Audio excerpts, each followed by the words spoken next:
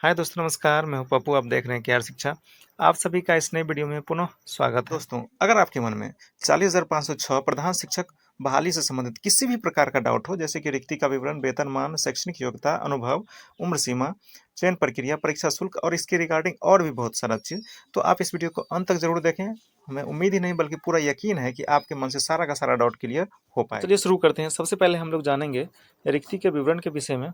तो कुल मिलाकर के जो 40,506 रिक्तियां हैं, वैकेंसी है, उसमें से 35% क्षैतिज रूप से आरक्षित कर दिया गया है महिलाओं के लिए, और 35% जो हो जाता है 13,761 पद सिर्फ महिलाओं के लिए है। दूसरा, जो 2% आरक्षण दिया गया है स्वतंत्रता सेनानी के नाती पोती और नतनियों के लिए, इस तरह से इसके लिए भी 810 पद हो जाते हैं। तीसरा जो आरक्षण का प्रावधान किया गया है वह है विकलांग और दिव्यांगजनों के लिए। इसमें से कुल मिलाकर के 4% आरक्षण का प्रावधान किया गया है, और यह 4 प्रकार के विकलांग के लिए सभी के लिए अलग अलग है। इसमें 421, 410, 397 और 392 पद आरक्षित किए गए हैं। अब हम लोग वेतनमान की तरफ आते हैं। तो वेतनमान में जो बताया गया है वह है 30,500 मूल वेतन। 30,500 के आधार पर हम अगर मेडिकल, एचआर और महंगाई भत्ता को लगा देते हैं तो कुल मिलाकर लगभग 44,000 के आसपास वेतन बन जाता है। आइए अब हम लोग चर्चा करेंगे शैक्षणिक योग्यता के बारे में। शैक्षणिक योग्यता की जहाँ तक इसमें चर्चा की गई है, तो उससे पहले बता दिया गया है कि जो अभ्यर्थी होंगे वो सबसे पहले भारत का नागरिक हो और बिहार राज्य के निवासी हो। बिहार से बाहर के जो निवासी हैं वो इस फॉर्म को भरने के लिए एप्लीकेबल नहीं होंगे। जहाँ तक शैक्षणिक योग्यता की बात है, तो कम से कम 50% अंकों के साथ स्नातक उत्तीर्ण होना जरूरी है, ग्रेजुएशन जरूरी है, और वही 50% अंकों के साथ। साथ ही साथ इसमें कुछ छूट दिया गया है, जो कि अनुसूचित जाति, जनजाति, पिछड़ा वर्ग, महिला और पुरुष के लिए, दिव्यांग के लिए भी इसमें छूट किया गया। और 5% अंक, अर्थात ये जो अभ्यर्थी हैं जो पिछड़े वर्ग, जो आरक्षण के कोटि में आ जाते हैं, वो अगर 5% कम भी नंबर लाए, 45% भी है, तो वह इस फॉर्म को फिलअप कर सकते हैं। इसके अलावा जो दूसरी योग्यता है वह किसी मान्यता प्राप्त संस्था से डीएलएड या बीटी या फिर बीएड या फिर बीएड, बीएएड या बीएससी एड या फिर बीएलएड उत्तीर्ण होना भी जरूरी है।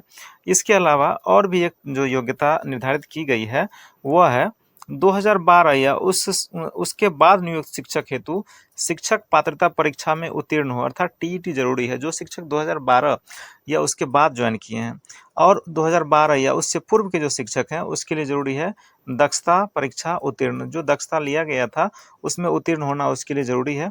इसके अलावा एक और भी चीज़ दिया गया है कि शिक्षक पात्रता परीक्षा से अभिप्रेरित है बिहार सरकार अथवा केंद्र सरकार द्वारा प्राधिकृत संस्था द्वारा वर्ग 1 से 5 एवं 6 से 8 में शिक्षक के पद पर नियुक्ति हेतु आयोजित होने वाली परीक्षा, अर्थात सीटेट हो या बीटेट, दोनों में से किसी एक में 1 to 5, 6 to 8 में से अगर वो उत्तीर्ण है तो इस फॉर्म को भरने के लिए वो एप्लीकेबल होगा, योग्य होगा। अब हम लोग अनुभव और साथ ही साथ उम्र सीमा के विषय में चर्चा कर लेते हैं।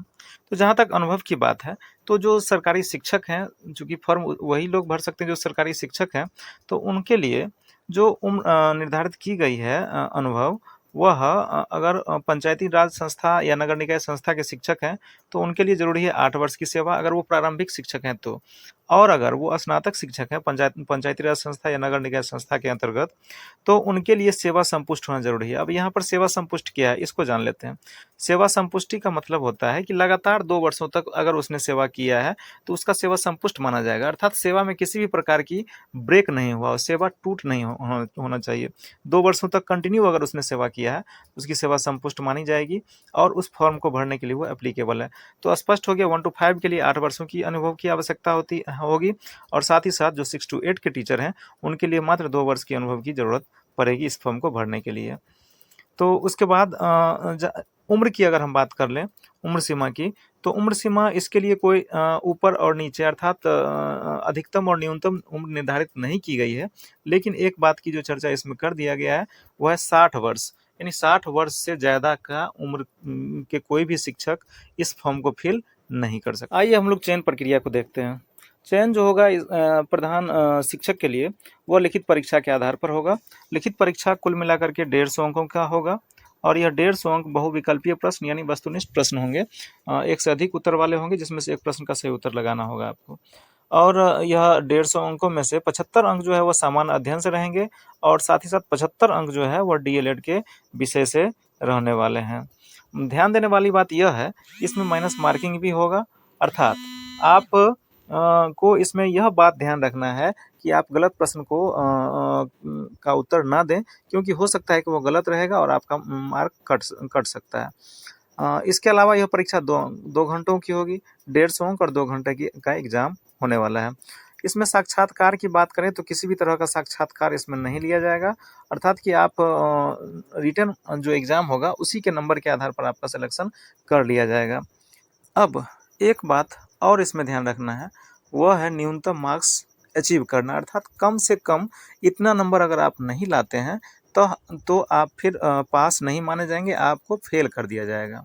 परसेंटेज की बात करें और सभी कैटेगरी की बात करें अलग-अलग, तो सभी का अलग-अलग निर्धारण किया गया है। अगर आप सामान्य कोटि के उम्मीदवार हैं, तो आपको 40% मार्क्स लाना ज़रूरी हो जाएगा। 40% अगर 150 का निकालते हैं, तो वह 60 नंबर होता है। 150 में 60 नंबर लाना आपके लिए ज़रूरी हो जाता है। दूसरा जो है, वो है पिछड़ा वर्ग। अगर आप बीसी कैटेगरी से हैं, तो आपको 36.5% अंक लाना ज़रूरी होगा 150 में। अगर इसका हम कैलकुलेशन करते हैं, तो कुल मिलाकर के यह 55 नंबर हो जाता है। 150 में अगर आप 55 नंबर लाते हैं, तो आप पास माने जाएंगे। अगर उससे कम नंबर आता है, तो आपको फेल कर दिया जाएगा। इसी तरह से ईबीसी से अगर आप बिलोंग करते हैं, तो आपके लिए ज़रूरी है 34% नंबर लाना, और अगर 150 का 34% अगर हम निकालते हैं, तो वह कुल मिलाकर के 51 नंबर होता है। अगर आप 51 नंबर लाते हैं ईबीसी कैटेगरी में, तो पास माने जाएंगे, अगर उससे कम आता है तो आप फेल हो जाएंगे। इसी तरह से जो अनुसूचित जाति है, जनजाति है, महिला है, निःशक्त है, दिव्यांग है, उसके लिए भी न्यूनतम मार्क्स लाना ज़रूरी कर दिया गया है, आवश्यक कर दिया गया है।